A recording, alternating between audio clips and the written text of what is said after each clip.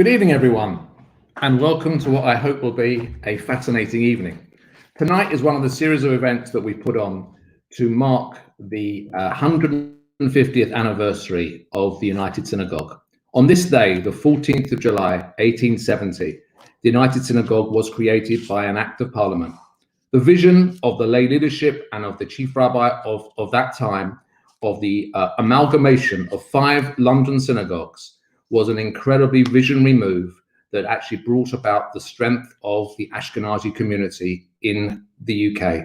Today, we are proud to be a community of over 62 synagogues, and we are proud of the vision that our leaders had then. And we sit here today, and I'm proud to be president of an organization that is one of the largest charities, and I would argue the most important charity in the UK today, as we deal with the fundamental needs of Anglo Jewry in something that people have a way in which we can associate as a community.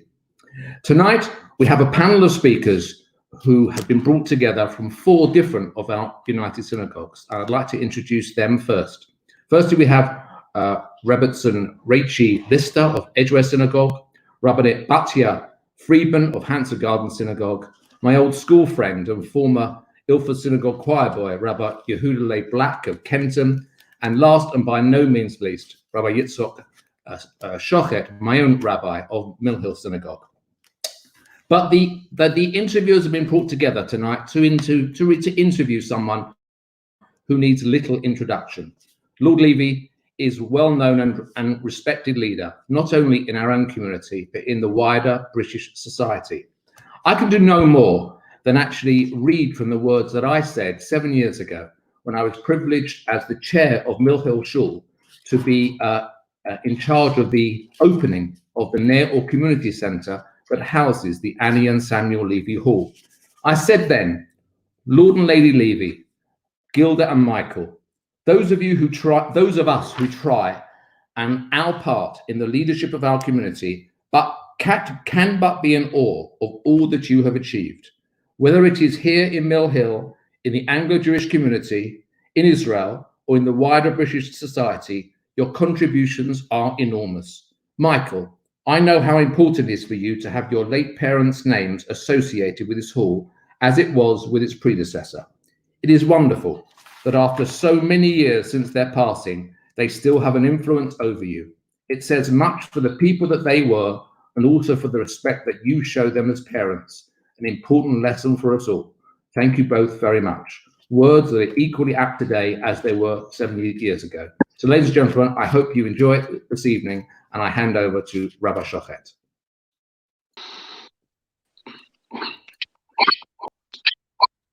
Firstly, thank you, Michael Goldstein, for opening up this evening, and with those especially warm and indeed, as you say, apt words.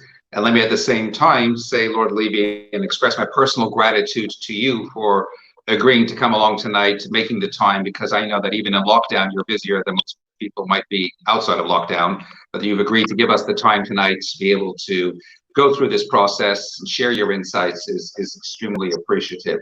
So I guess it's only appropriate to jump right in and begin with the here and now. I mean, COVID-19, coronavirus, it's been mad, it's been chaotic.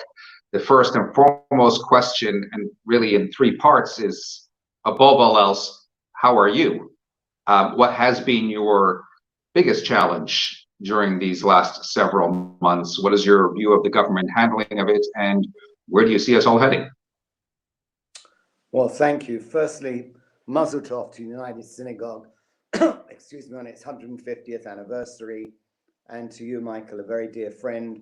We're very proud that one of our own here in Mill Hill is president of the United Synagogue, and you're doing a terrific job. Rabbi Schochet, you're my own Rav, and therefore it's a privilege to be questioned by you, and let me deal with your question. This has been a very, very difficult period. I have lost 4 people during this time that have passed on that were friends. One of them, one of my dearest friends for the last 50 years, Michael Goldmeyer, whom 2 out of 4 Friday nights we had Shabbat dinner together.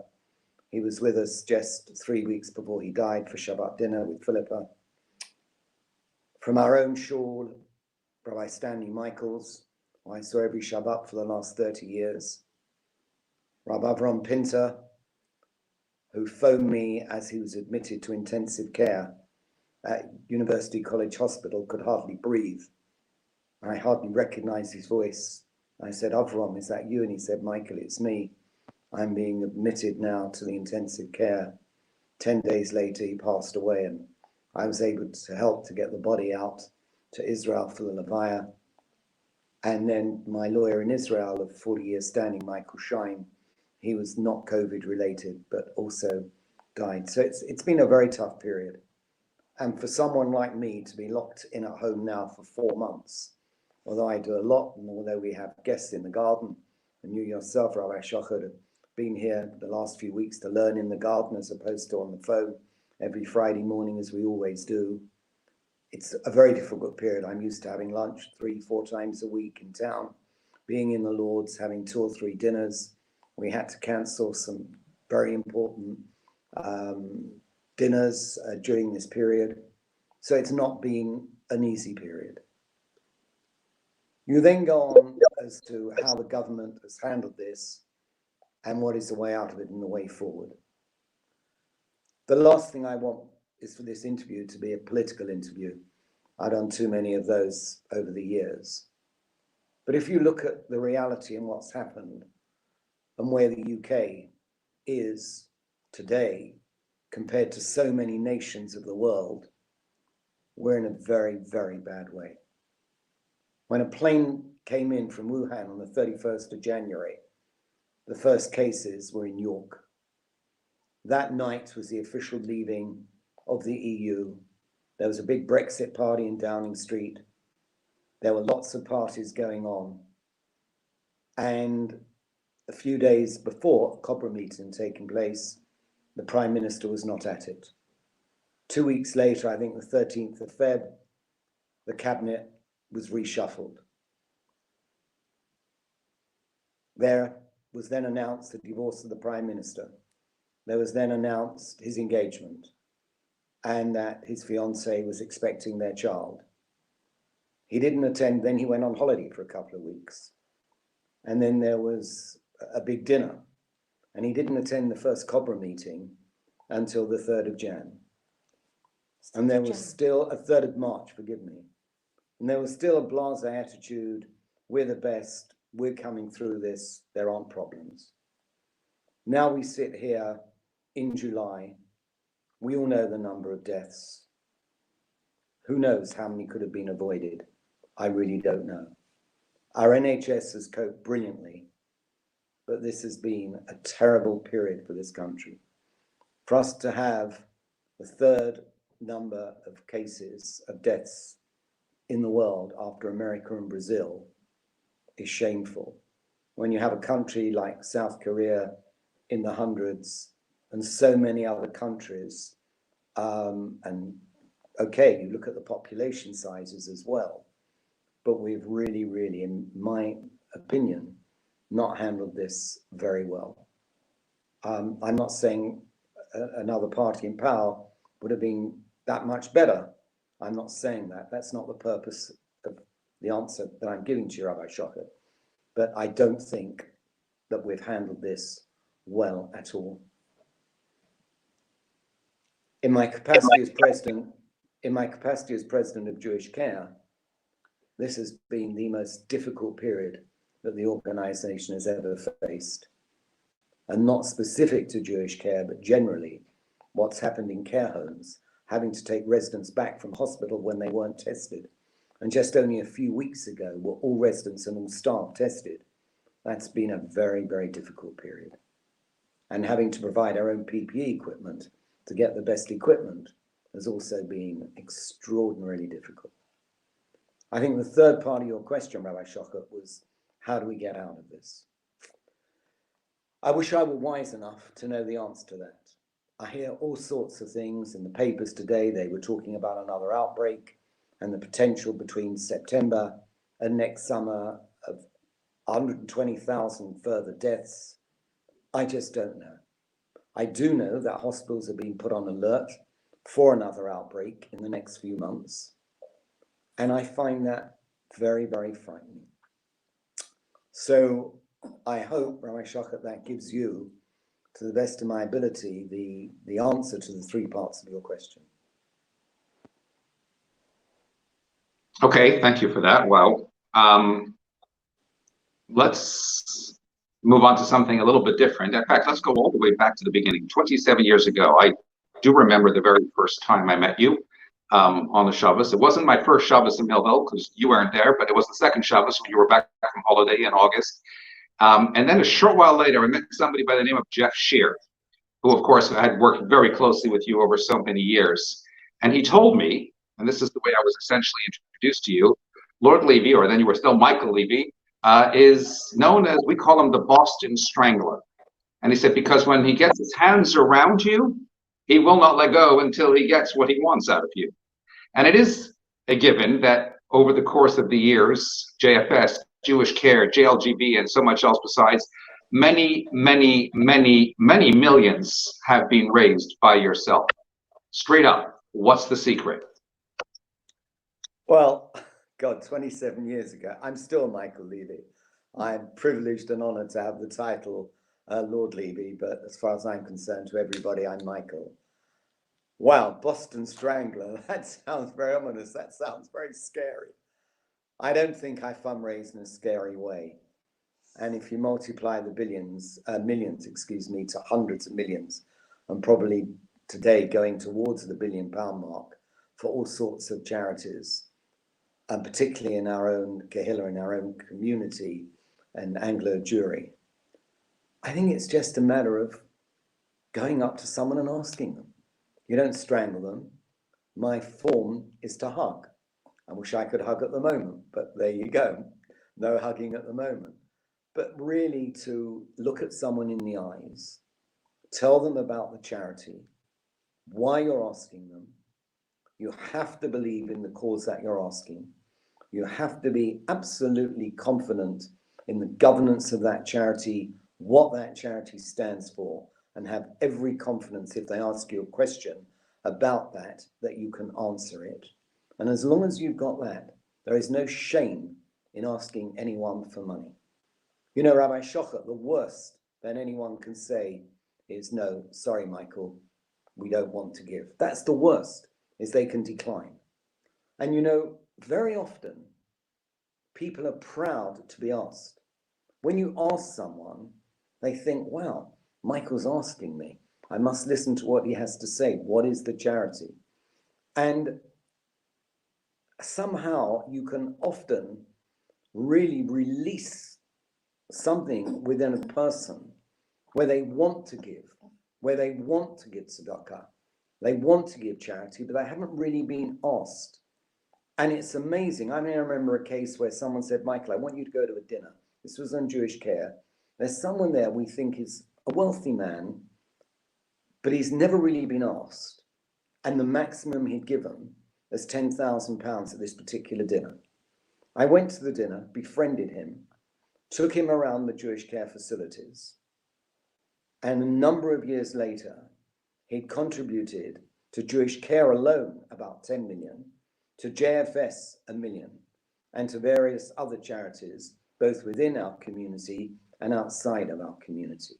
So often it's people want to be asked, Rabbi Schochet, but they're not asked. And people somehow, they say for Shemen, they're ashamed to ask somebody. Never be ashamed. You're not asking for yourself. I've never asked anyone for a cup of tea for myself. If you're asking for something you believe in, I hope the Boston Strangler, Jeff, was joking, because my style is a warm hug, looking in the eyes. And by the way, if you know, you do your homework on somebody as well. And if you know someone's having a difficult time and they have been a generous donor, you always look after them. You give them the equal amount, if not even more, derech eretz and respect during the time they're having difficulty, because they remember that. And more often or not, these people will come back, and then they will absolutely do the right thing when they come back. So hopefully it's an explanation. I've given a number of lectures on fundraising. which have been much more comprehensive, mainly in the wider society. But there's no secret. It's about asking, and asking with respect, asking with dignity, and the worst that can happen is someone is going to say no. Thank you for that. Yes, it was obviously said at the time, just he was reflecting on your unique accomplishments. If I understood you correctly, because I was going to ask, it's obviously near the £1 billion mark of what you've managed to raise over all this time, which is unbelievable. But I want to finish with this question before I hand over to the next interviewer. That is simply that there is a mindset, obviously, in the generation from which you have largely raised that are more traditional in terms of their giving, that stuck a concept, etc. Is there a very real concern, or is there already evidence, in fact, that as we go into the next generation, which is arguably younger, more spoiled, millennials, or whatever it is, boomers, and whatever they may be called, who for a start sometimes end up having to share the wealth amongst their siblings, but are perhaps, you can correct me if I'm wrong, less inclined to give? And if that is the case, does that pose a greater problem going forward? Rabbi Schochet, that's a very interesting question that certainly I've sat around many tables where that same question has been asked. I like to believe that every generation will have its own qualities and will deliver in a different way. My generation hopefully has proudly represented Anglo Jewry and built some of the great institutions that we have. Generation before that built an institution like the United Synagogue. The generation going forward, we certainly have some very good people in their 50s, and I believe in their 40s and 30s. As to how they come forward in terms of their charitable giving, I believe the answer, I have to believe, and I have to feel confident that generation will come to the table, will be supportive of our community and Anglo Jewry, because I do believe that they will rise to the occasion. Every generation has its own way of doing things, but every generation in one way or another does rise to the occasion. And I firmly believe that this next generation and the generation after, in their way, and it may be different, and they may focus much more on home charities, but I do believe, yes, that they will come forward and they will support our community and the charities that we know desperately will need their support. Thank you so much, Lord Levy. And now it gives me pleasure to hand over to Rebbetzen Lister from Edgware United Synagogue, who will carry on with some questions that have been presented to her from her own community. So over to you, Rebbetzen Lister. Hello, good evening. Good evening. Good evening, Lord Levy. I'd like to wish a mazel tov to the United Synagogue for 150 years, and just to say that I'm so proud, and my husband and I, to serve in this organization. Lord Levy, you are an example to all of us with all your charities. You are an example to how to lead a life, how to live with money for all of us. And I would like to just ask you and take you right back. What was your childhood like? And what was the tipping point that made you into the dedicated philanthropist and charitable worker that you are? Well, Rebbetzen Lister, it's lovely to see you. And thank you very much for your question. So my childhood could not have been more different. My late father, Rabbi Shalom, ran a shul in Stoke Newington. It was an independent shul, not part of the US. And we lived in one room and had to go to the public bath on a Friday for Shabbos. If I could bunk off, I would. It wasn't a very pleasant experience. And my dear mum, God rest her dear soul, Zichronah Livracha, she used to stretch a meal from 1 to 3 to make sure that we ate. I went to school, had to go to Cheder Hebrew classes Monday, Tuesday, Wednesday, Thursday evening after school, had to learn with a Rob on Shabbos afternoon, and then had to go to Cheder Sunday morning for 3 hours. So that was my upbringing. And I was fortunate in life. And I got married very young, married now 53 years. And I was able to start giving tzedakah in my 20s, and somehow realized that I had this ability to ask people. And at the beginning it was difficult, because I was asking people that were much older than I was. But I was able to do it. And somehow I realized that if I had that skill set, whatever it was, I should try and use it to the maximum. So that's really how it started. I also perhaps have such respect and derech eretz for our Rabbanim and for those who serve our communities, because I didn't necessarily see that when I was growing up. In those days, I didn't think a Rob or a Shamus was treated perhaps to the derech eretz that they should have been. And I learned a lot from that. And I vowed that as I grew up, I would change that. And in actual fact, I changed the whole situation of salaries in terms of professional staff in our communal organizations, because I believed that they should be paid properly, as though they would be in commerce. And I think it's very important that lay leadership absolutely respect those who dedicate their lives to our community, whether it's our Rabbanim, whether it's our professionals in our community life. And that to me is very, very important. So I could go on, but I want to try and answer the question succinctly. But that's where it started. And I used to walk from Stamford Hill to Leebridge Road to take a children's service on Shabbos. And then I used to go from Stamford Hill to Croydon to teach on a Sunday morning. So it was 2 hours each way by bus and train, 3 hours teaching, 7 hours for the princely sum of £1. But there you go. So that gives you a little taste, Rebbetzen, Lister, of my formative years and how things developed. Okay, so but you started off your business life in music, and then you seem to change and dedicate your life to supporting charities, to looking around you, supporting the Labour Party. What was it that changed you, that didn't keep you into business, took you out of it, stop and look after the community around you, the world, the country around you? What was that tipping point? My mother's death. I was first of all in professional practice. Then, as you so rightly say, I was in the music business, had a very successful business. Daddy died when he was young at 65, when I just started the business. Mummy then had an amputation, which got me involved in the then welfare board and helped to create Jewish Care. And then Mummy went into coma, and I sat with her every day, and I felt she gave me a message: Michael, change your life. And after the shloshim, after the period of mourning, I actually phoned my lawyer and said, although he was on my board of directors, I want a private dinner. And I said, I'm selling out. He said, what do you mean, Michael? Now's not the time. I said, it doesn't matter. It's not the money. I want to change my life. I felt that she couldn't talk to me. Obviously, she was in coma. I thought she gave me a message: Michael, now's the time to change your life.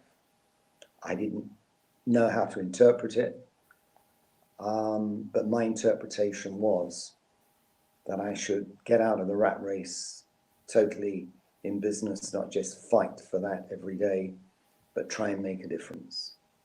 And that's, although I did start another business, I never had my heart in it and sold it fairly quickly. I really then decided that helping the community, and in those days helping Israel, I was one of the 2 governors on the Sochnut. In those days, the then head of Marks and Spencer was the co-governor with me. And I was in those days the world head of Aliyat Tanah, Youth Aliyah. And I just felt that that's where my time was better spent and my energy was better spent. And then I met Tony Blair at a dinner party. I felt that I'd not been involved politically here. Funnily enough, I was more so involved in Israel. I took to him and I thought, we just became friends, Rebbetzen, Mr.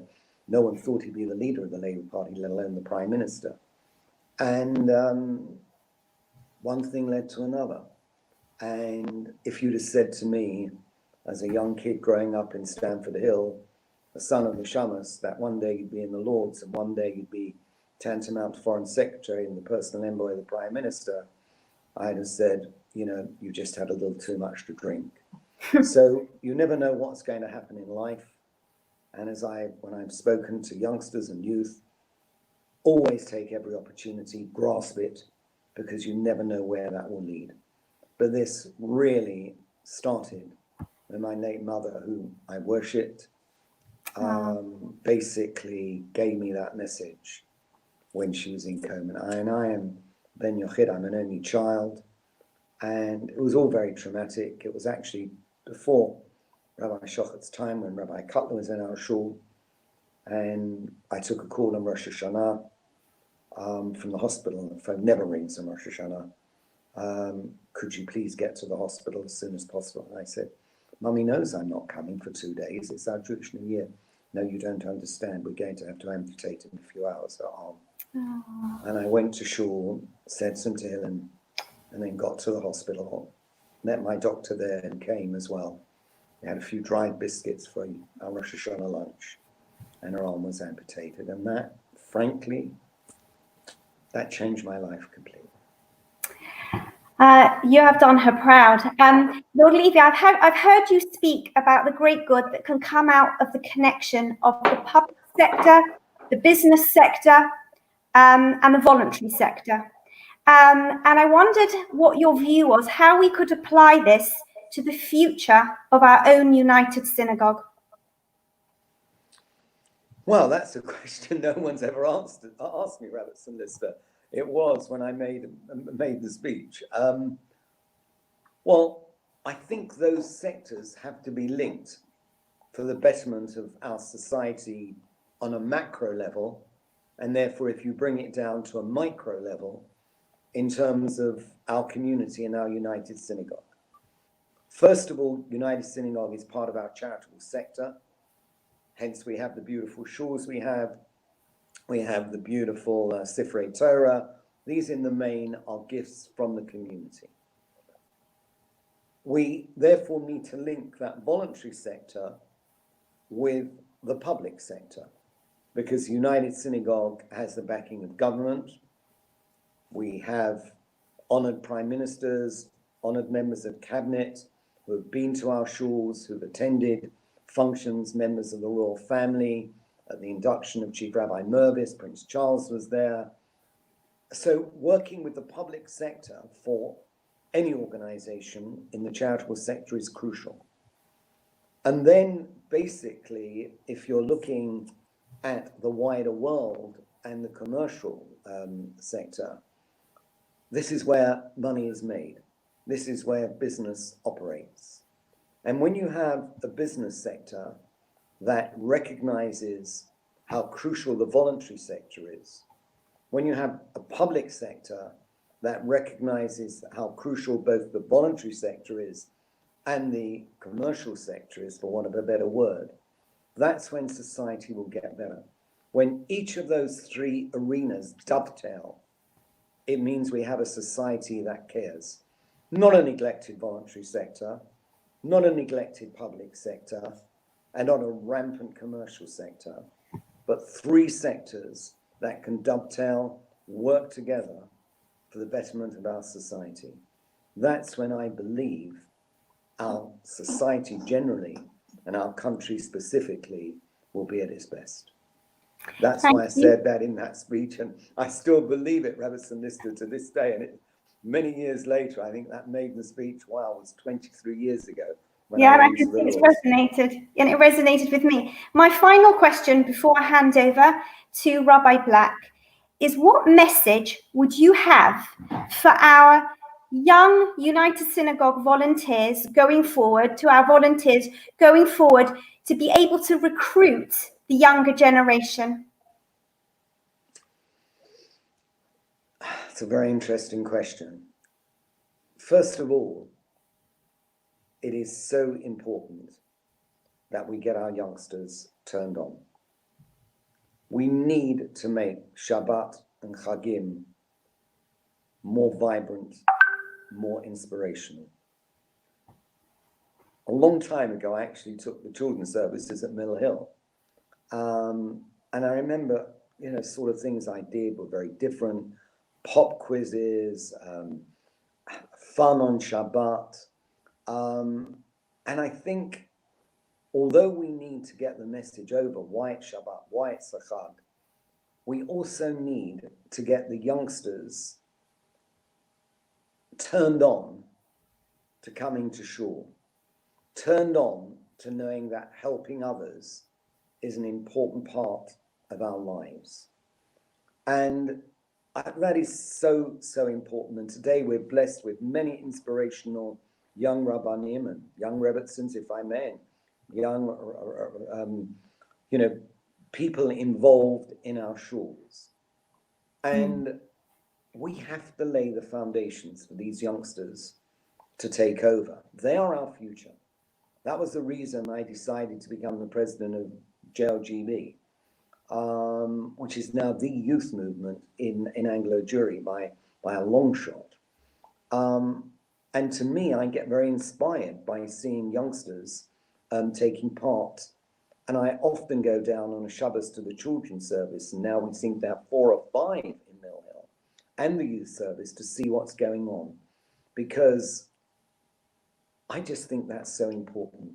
And when I give the leaving lectures, I always do, unfortunately not this year, to year 13 at JFS as the president of the school, I just encourage them to take an active part in communal life.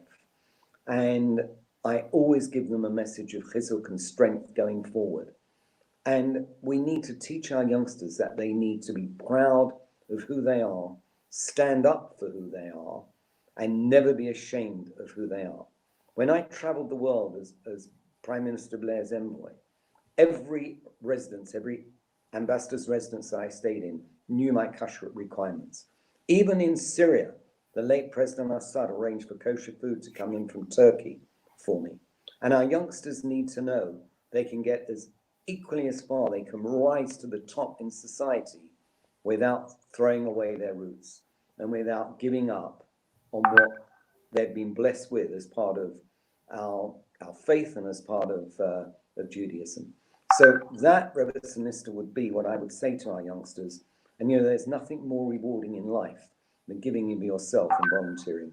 That's the greatest blessing that we can give, because we all leave this world with that.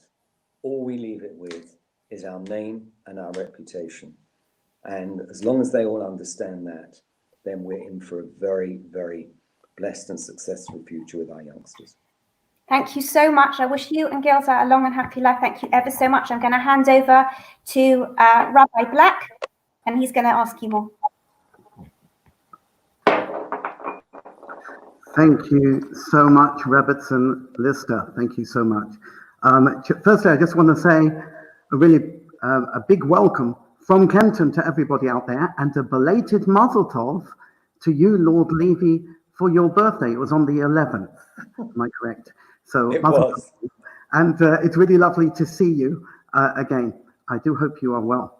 All the questions this evening have been given to me by community members. So my first question was submitted to me by David Harris, the retired deputy headmaster of the JFS.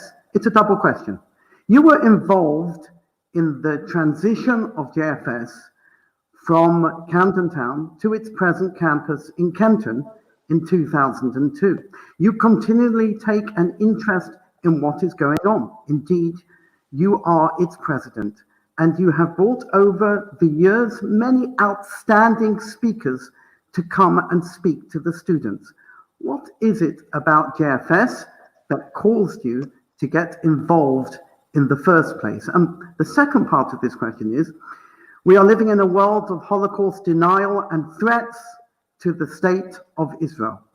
Has the school got its preparation right for the students to take them into the challenges of a sometimes hostile world for the Jewish people? Are they doing well? Well, thank you, and please pass my warmest regards to David Harris. I remember him very well. And you're a gentleman as well as a Rob, that you didn't say how old I was, you see. But I'm prepared to do so. Thank God the Abishter should take care of me. I was 76 last Shabbat. Wow. It's 100 and something. So here we go. Your two-part question. The late Joe Wagerman, whom I had the utmost respect and admiration for, was head teacher in Camden.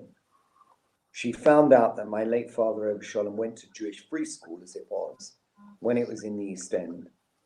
And she became, using Rabbi Schochet's expression from Jeff, the Boston Strangler, and she got hold of me and said, Michael, you've got to help us at JFS, and we want to move from Camden to a new site.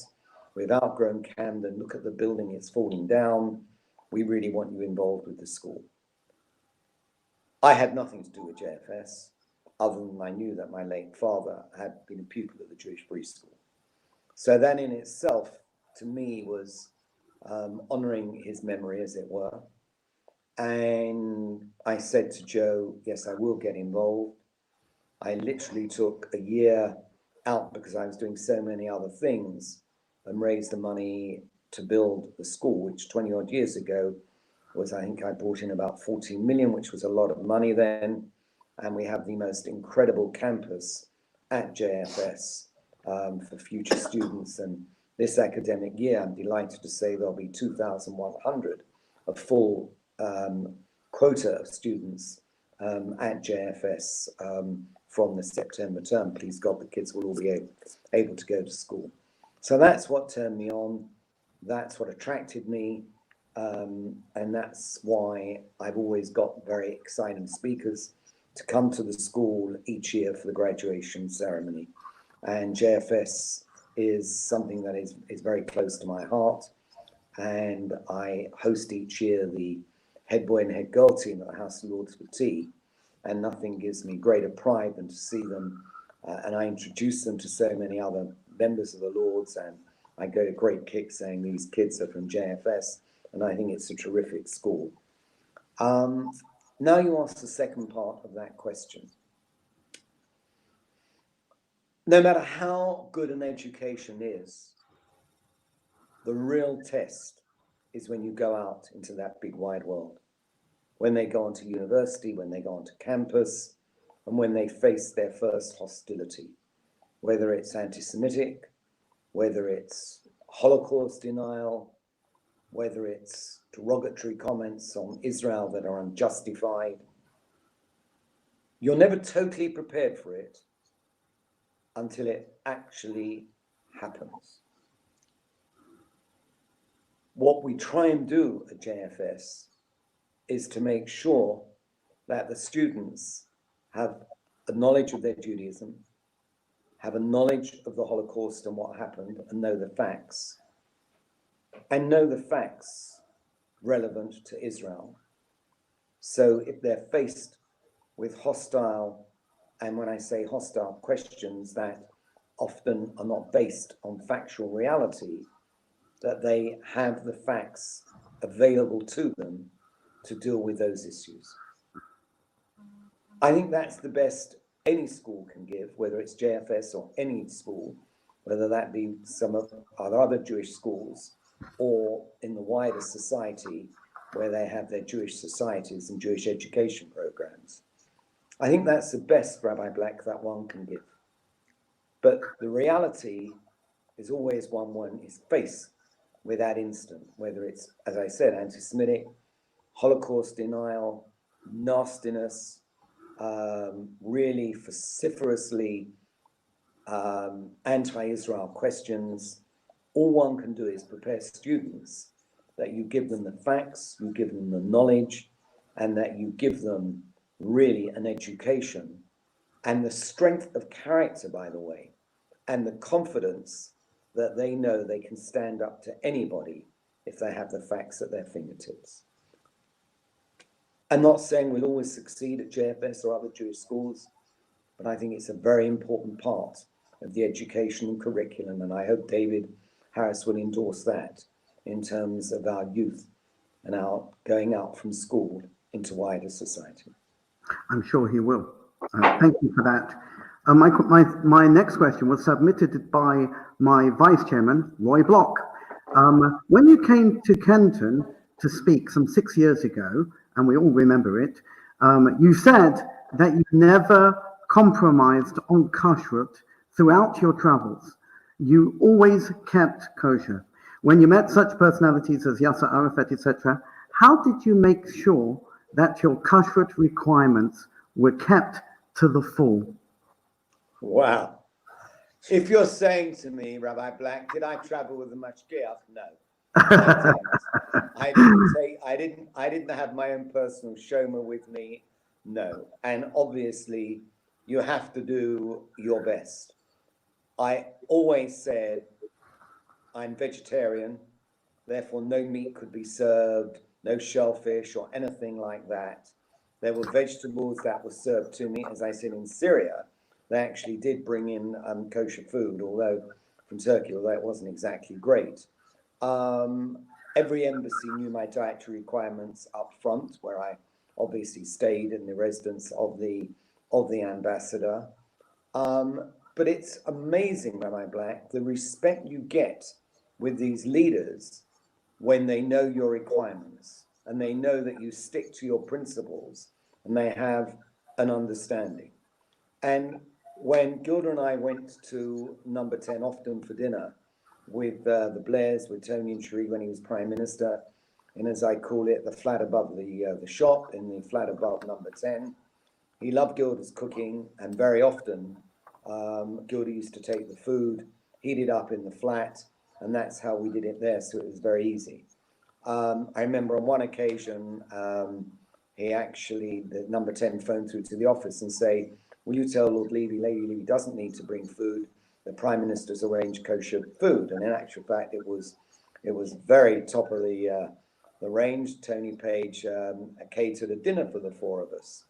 And I'll never forget this because Tony likes to run in the kitchen, get a beer before he had dinner, ran in the kitchen, came out white. There was a mashgiach in the kitchen, netted up with netting over his beard. And Tony literally came out and said, Michael, I don't know if I can do this again. I thought Al-Qaeda had got in our kitchen. But I didn't travel with a showman. I didn't travel with a mashgiach. All one can do, Rabbi Black, is to do the best one can. And I have to say, I can't think of one incident where respect wasn't shown for my dietary requirements. Now, am I going to say the plate didn't have something on it before I had a vegetable on it? I wouldn't go that far. That would be ludicrous. But I did my best in every possible way, and I think that is the best one can do. But just another amusing anecdote with Arafat: the highest honor you can give a guest in that world is to take some food from your plate and put it on your honored guest plate, and that's what he did. And I have to tell you, I couldn't eat it. I just played around with the food, made out I was eating, but just couldn't eat it. That was just that little bit too far. So there are a number of amusing anecdotes. I'll limit myself just to a few, but there's the answer to your question. I did my best is a truthful answer. That was a worthwhile anecdote. Thank you very much. I have one more question from Shana Kinsley. This one's a difficult one. It has been reported in the organ of Anglo Jewry, the Jewish Chronicle, that in an interview about Israel, your son had expressed views that were more pro-Palestinian than Israel. How do the views of your son align themselves with your own, or indeed do they?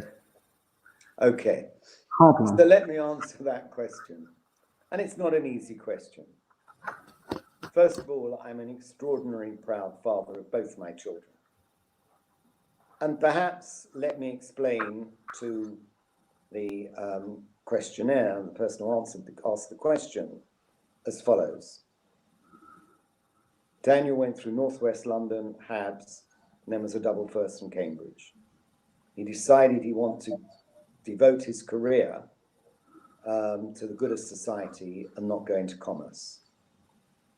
He was then at UJS and became the first British young man, or woman for that matter, to become the world head of the World Union of Jewish Students, and went to Israel. He then decided to make Aliyah, and he then went into the Israeli army.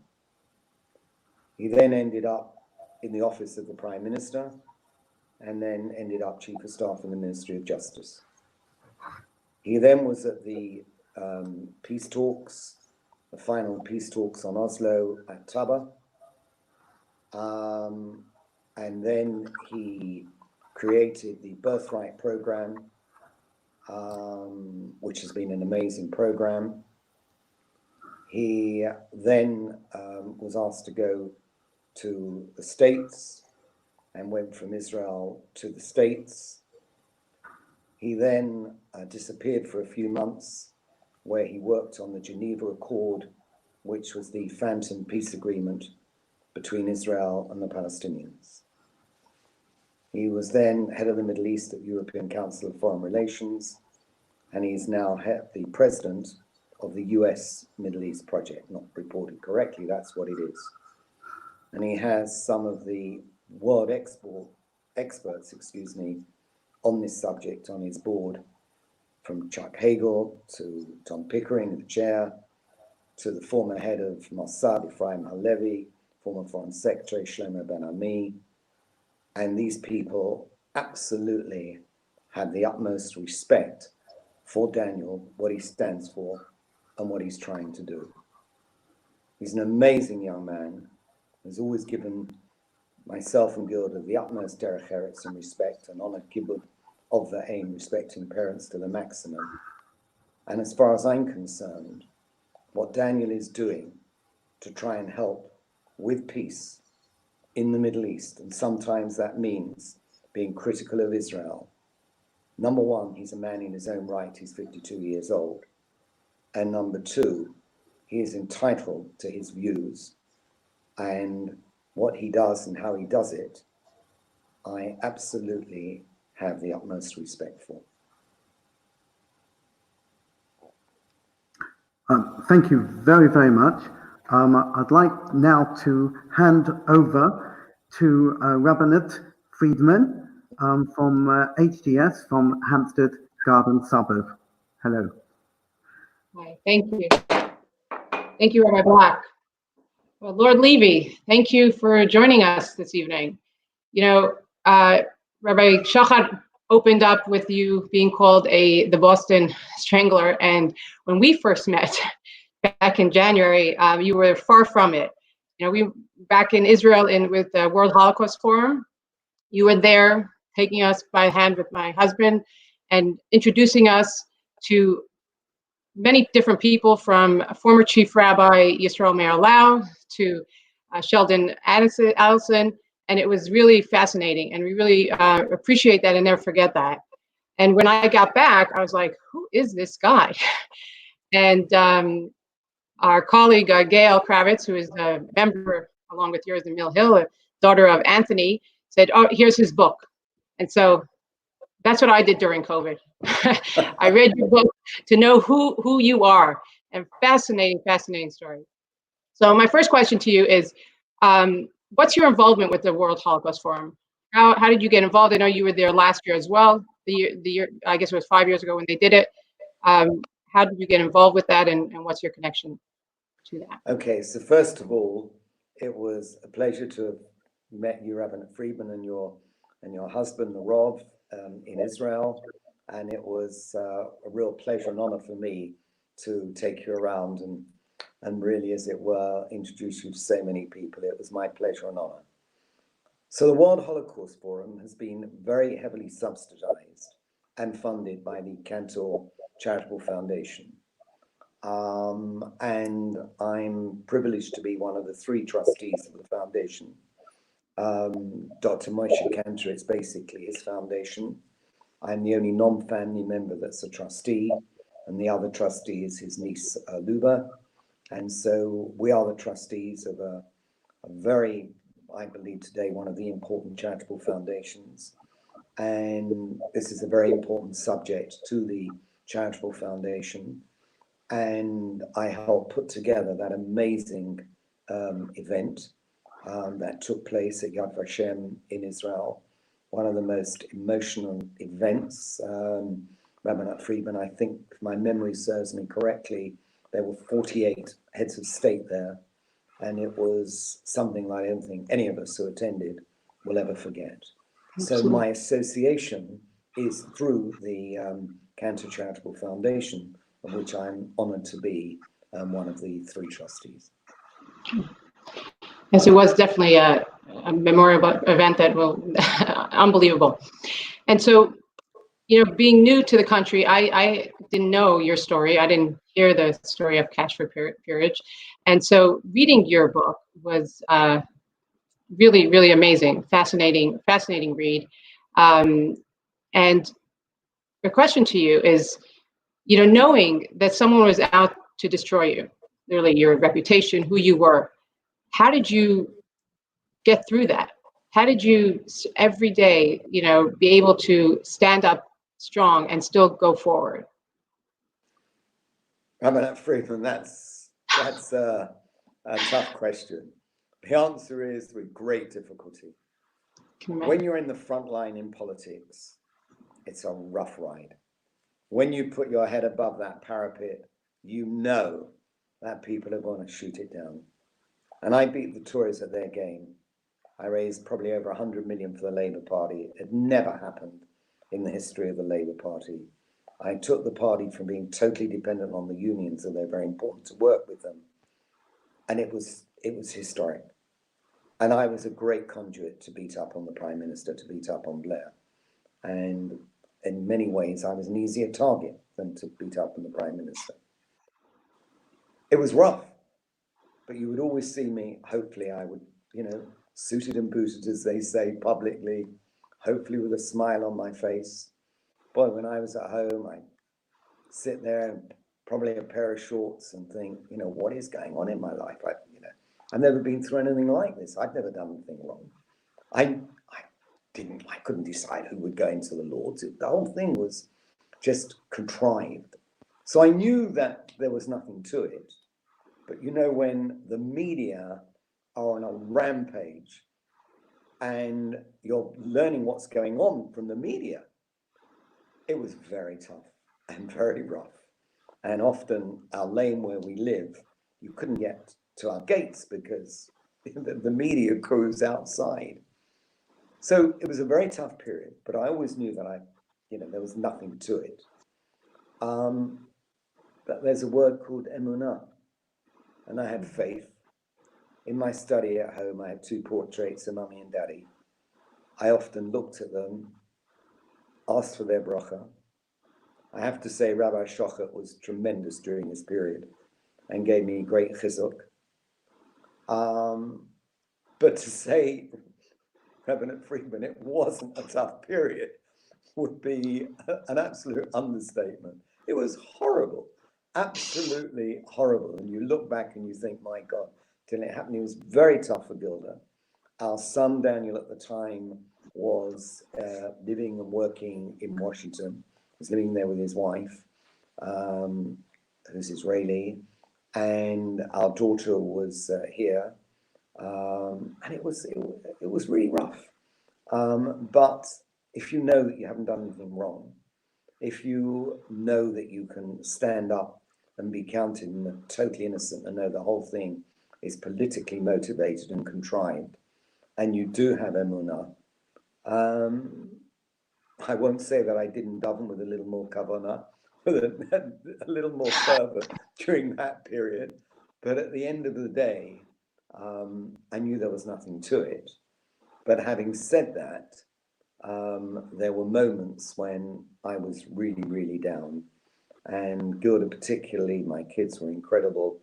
Our close friends, and I've said Rabbi Schochet, they were fantastic, and they really stood behind me. Every charity I worked for, that I headed, they were amazing. And you know, you come through. There are trials and tribulations that are given to us, right? From Abraham with Yitzhak, the Akedah, We all have our tests, and we all have to come through those tests, and we've got to come through to the best of our ability. We've got to have strength, and we've got to have emunah, and that saw me through it. But I sure wouldn't like to go through anything like that again in life. It was a very, very tough and difficult period in my life. That's for certain. Yeah, absolutely. I mean, God definitely did test you. I mean, to get that phone call on your birthday on July 11th, that's how you start off the book. Is one way to definitely get tested. So everything, after everything you did for the Labor Party, you know, like you said, you know, started off all up and running. How do you feel about it a year ago, and how do you feel about it today? You know, politics, Rabbanit Freidman, is a pendulum. When I got involved with Blair, I questioned him on what he felt about community. I questioned him on Israel. And in actual fact, we were together at Rabin's, the virus funeral. And I remember now, Tony was then leader of the Labour Party, not Prime Minister, had a little room in the King David Hotel in Jerusalem, and I took up one after the other, from Shimon Peres as it was then, down and introduced them. And I remember he said to me, he said, Michael, if I'm lucky enough to be Prime Minister, I want to have an involvement in this process. And he kept to his word. I joke he has more yarmulkes, more kippot than I've got, because every time he went to an event, I would give him a yarmulke, and he never gave it back to me. So I guess he's got them collected in some cupboards. He loved coming here for Shabbat dinner. I got him, when he was Prime Minister, to do the first ever Hanukkah candle lighting at Downing Street. It's the first time it had ever happened. And I believe he was truly a Chaver Tov Shel Yehudim and Chaver Tov Shel Medina. I think he was a really true friend of our community and a true friend of Israel. And our community in the main loved him. But you know, politics, you go in a booth and you decide who you want to vote for. And it's not up to anybody to dictate or determine to anybody how they vote. But I do believe swathes of our community switched to Labour, switched to him. Every organisation wanted him to speak. I think I can say that I virtually got him to speak at every organisation. I remember when I got him for Rabbi Pinter, Zichron Bracha, I got him to open the Yesod Torah girls' school in Stamford Hill. I remember that people in number 10 said, Michael, you're out of your brains. He wouldn't do that. And I said, let me put it to the test. I said, Tony, I want a personal favor. You're going to experience something you've never experienced. It's an ultra-Orthodox girls' school. Rabbi Pinter is an exceptional man. Do this. And he said, well, what does it mean? I said, well, the first thing is, everyone surrounding you is going to have a big black hat. It would just be you and me with these small yarmulkes that I wear that I'll give you. Secondly, you don't put your hand out to any woman to shake the hand. And lastly, you're going to have an unbelievable experience and see a whole different side of life. He said, that sounds a good deal to me. I'll do it. The staff at number 10 thought, I don't know what's Levy done again. And it was a wonderful experience for him, and he still spoke about it. So really, that's merely an example of how he was so solidly behind our community. And I believe was a true friend of Israel. Roll the clock forward. Gordon Brown was a good leader, good to our community, good to Israel. Roll the clock forward. Ed Miliband was probably Parav. He was okay, but certainly not inspirational. Roll the clock forward, and then you have Jeremy Corbyn. One of the most difficult periods in the life of Anglo Jewry in this country with the Labour Party. And now the EHRC, the Qualities and Human Rights Commission report, well, it's actually out, but one doesn't know the content yet. I think it's going to be another very difficult period when that report officially comes out. And it's been a terrible period. And for me, I made the decision, and I spoke to Tony Blair, and I made the decision that it was right for me to stay in the party. I would have had a few weeks of headlines. I'd have done every bit of media why I left Labour. Instead, I took every opportunity to be critical and vociferously critical of Corbyn. If any of you, those listening in, watching this, saw the interviews that I did, whether it be Today programme, Newsnight, Sky, BBC, whatever it was, I did a lot of media.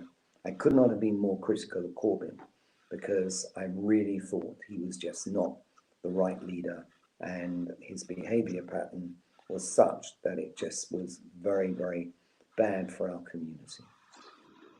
He's gone. I decided to stay in because I think it's better to fight from within where my voice could be heard than be outside. And then, okay, I could have gone out and then come back, but I was appointed a Labour peer, not a crossbencher, and I decided to stay in. There is a new leader of the party, Keir Starmer. We will wait and see what happens. So far, he has made the right noises and he's making the right attempts. But Rabbanit Freidman, I want you to know that anti-Semitism and all forms of racism are abhorrent. And I've taken a number of peers into the Lords, and as you know, when you go into the Lords, you have two supporters who take you in. And I've been told on a number of occasions when I took in a new Labour peer from the Tory benches, it was heard to say, oh, who's the Jew boy bringing in now? So this is just not an issue that affected the Labour Party. Excuse me. It affected it very badly when Corbyn was the leader of the party. And frankly, he just didn't have an understanding of what our community was about. I hope things have now changed. I hope Keir Starmer is going to be a strong and solid leader of the Labour Party. Every country needs a strong opposition. We didn't have a strong opposition over the years when Corbyn was leading the party. I hope and pray that Starmer will give that leadership. There will be a strong opposition. But as I said, Rabbanit Freidman, at the beginning of this interview, I don't want this to be a political interview. As I said, I've done enough of those, but there is your answer. And has it been easy to stay in the Labour Party during this period? Absolutely not. It's been terrible. And when people have come up to me and they've said, Michael, we love you. You do so much for our community, but how can you stay in the Labour Party? I answer them. I'm polite with them. I'm honest with them, although sometimes it aggravated me and irritated me greatly. But I answered them and gave the same explanation to them as I've given to you this evening. Well, thank you. That's very powerful. The amount of time you invested and everything that you've been through, you stuck it through. And like you say, you know, sometimes it's better to work with it than when you're out. So we're coming towards the end. I just wanted to also, you know, they call you the Jew boy, but not only do you wear your identity, your Jewish identity on your arm, but you wear your Yiddishkeit, your Fromkeit, and you're very, very proud of it. And I'd like you said, you know, you're a real ambassador to the younger generation, to not be afraid to ask for that kosher food, to ask to make sure they know who they are. So Yasher Koach to you. And thank you very much, Lord Levy, for giving us your time. We know you're a very busy man, and everything that you did and continue to do for our community and this country and for Israel. I wanted to thank Rabbi Schochet for orchestrating all this. He may not play tennis along with, I know we didn't bring up the tennis bit, but I know that's a big passion of yours. I actually, practiced a little bit this morning to get into the mode. I know he has a good breakfast with you. And it's really been a real honor to be part of this panel alongside yourself, Rabbi Schochet, and Rabbi Black, and Rebbetzen Lister. And thank you to Michael Goldstein, the president of the United Synagogue. Thank you for all your tireless work hours behind the scenes to make everything run like clockwork. And I also want to mention your late father, Jerry Alav Shalom, whose greatest nachas is really seeing you as president of the U.S. So thank you very much. And Mazel Tov on reaching this great milestone. Thank you all for tuning in, and have a good night. Thank you.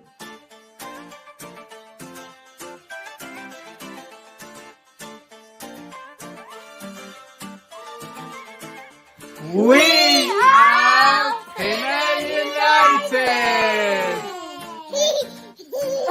I am Woodside Park. I am Kingsbury United. We are Stanmore and Cannons Park United. I am Radlett United. We are Palmer Street and Southgate. I am St. Albans School. We are Boreham Woods and Elstree Shore. We are Birmingham Central. We are Mill Hill. I am Hampstead Garden Suburb Synagogue. I am Bushy United. I am Enfield and Witchell Hill United. I am Shenley United. We are Richmond. I am Mill Hill East Jewish Community. I am Hymes Park and Shingford Synagogue. We are South London United. We are Chigwell and Hainault United. I am Hendon United Synagogue. I am Kenton United. I am Highgate Synagogue. We are the New West End. I'm Woodford Forest United. We are Edgware United. We are Cockfosters and North Southgate United. I am Risett United. We are St John's Wood. I am Northwood United. I am Belmont United. We're from Potters Bar United. Hi, from Wembley United. I am a Magen Avot. I am Ahavat Israel. I am Finchley United Synagogue. We are Barnet United. I am Golders Green United Synagogue. I am Brunsbury Park. I am Watford United. I am Hampstead United. I am Central Synagogue. I am Luton United. We are Welling Garden and Hatfield United Synagogue. We are Hackney and East London Synagogue. We are Hadley Wood Jewish Community. We are Cranbrook United. I am Ealing United. I am Kingston and Surbiton United. We are Fiji Park Synagogue. We are Al Sion. We are Sheffield United Synagogue. We are Muswell Hill Synagogue. I am Sutton and District United. We are South Hampstead. We are the United Synagogue. Happy 150th anniversary to the United Synagogue. And here's to the next 150 years.